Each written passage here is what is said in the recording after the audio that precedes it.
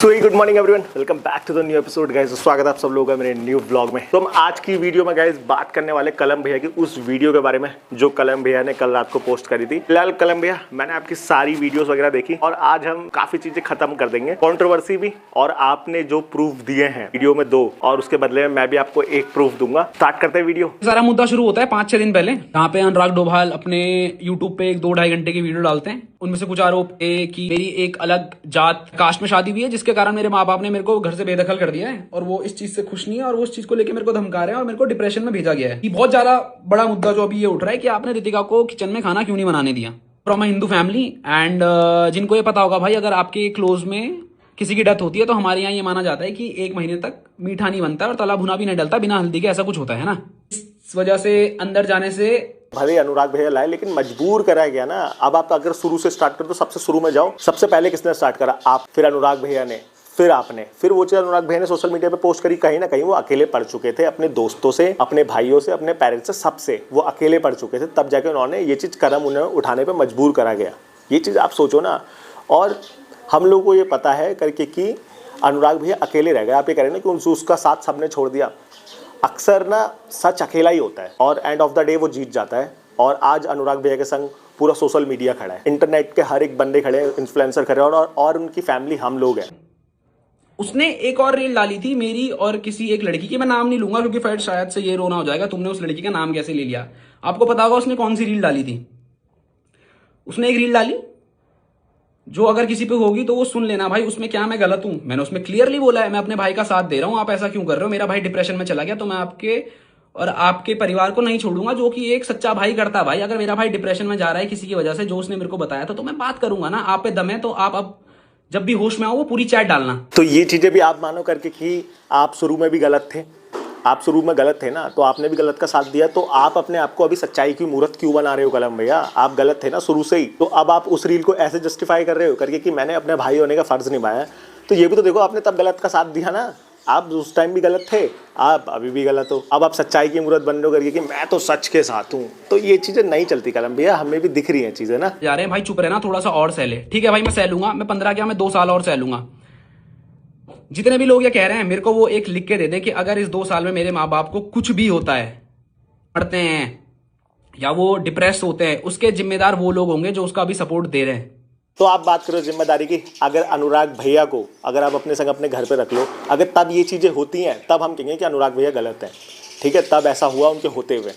जब वो घर पे है ही नहीं, अब उनको कुछ हो रहा है, अगर अभी भी उनको अगर बाई चांस करे कभी कुछ ना हो, लेकिन अभी भी कुछ होता है, तो फिर आप अभी भी उनके साथ ही हो ना। तो क्या तब आप ही रिस्पॉन्सिबल होगे जो अभी अगर कुछ हुआ? तो वो चीज़ आप थोड़ा सा सोचो, सब सेटल डाउन करो, साथ में रहो। अब ये मत बोलना, एग्जाम्पल दे रहा हूँ। एग्जाम्पल मैं अपने भाई को ना किसी टेररिस्ट कंपेयर कर रहा हूँ, ना किसी मर्डरर से कंपेयर कर रहा हूँ, बट ऐसा है भाई। ठीक है कलम भैया, तो आप अपने भाई को किसी भी चीज़ से कंपेयर नहीं करोगे, ना किसी टेररिस्ट से, ना किसी मर्डर से, ना किसी रेपिस्ट से। तो आप अपने चैनल की ब्रॉडकास्ट की वाली रील उड़ा दो जहाँ पर आपने बोला करके कि आप लोग उसका साथ दे रहे हो इमोशन में बह के। कल के दिन कोई टेररिस्ट, कोई मर्डर, कोई रेपिस्ट ऐसा करेगा तो आप उसके साथ भी हो जाओगे। वाली इंस्टाग्राम से अपना वॉइस नोट उड़ा दो ब्रॉडकास्ट चैनल से, क्योंकि अनुराग भैया को आप इनडायरेक्टली उनसे कंपेयर कर रहे हो और इनडायरेक्टली वो ही बोल रहे हो। उस बंदे को आप ये बोल रहे हो जिसने गिटार बांटे, जिसने खाना बांटा, एक आंटी को ऑटो दिलाया 1.5 लाख रुपए का, उसने इतने अच्छे अच्छे काम करे, आप उनको इन सब चीज़ों से कंपेयर कर रहे हो।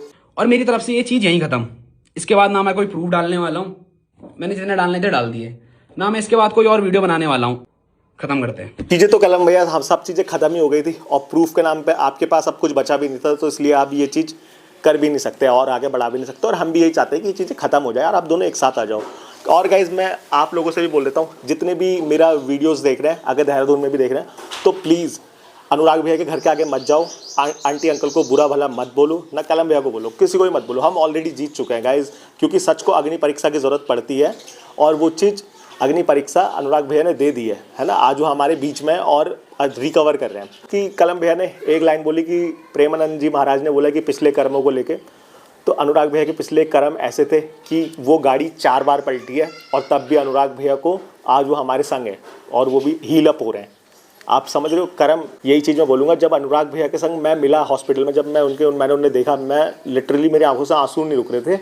अनुराग भैया का हाथ पकड़ा तो अनुराग भैया ने बोला करके कि कभी किसी को जवाब मत दो, क्योंकि सच को जवाब देने की जरूरत नहीं पड़ती, वो एंड ऑफ द डे जीत ही जाता है। अब बहुत सारे लोग कहेंगे कि तुम इसमें बीच में क्यों पढ़ रहे हो, लेट मी शो यू मैं इस चीज़ में बीच में क्यों पढ़ रहा हूँ ना। मतलब बहुत सारे लोग कहेंगे, लो ये आप देखो, ठीक है, ये क्या लिखा है, ये लिखा है ब्रो सेना।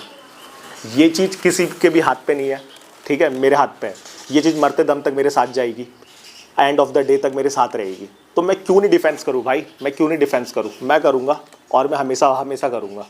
चाहे अनुराग भैया के संग में कभी ना रहूँ, चाहे अनुराग भैया मुझसे अलग हो जाए, मेरे से लड़ाई हो जाए, सब चीज़ ठीक हो जाए, मैं तब भी डिफेंस करूँगा।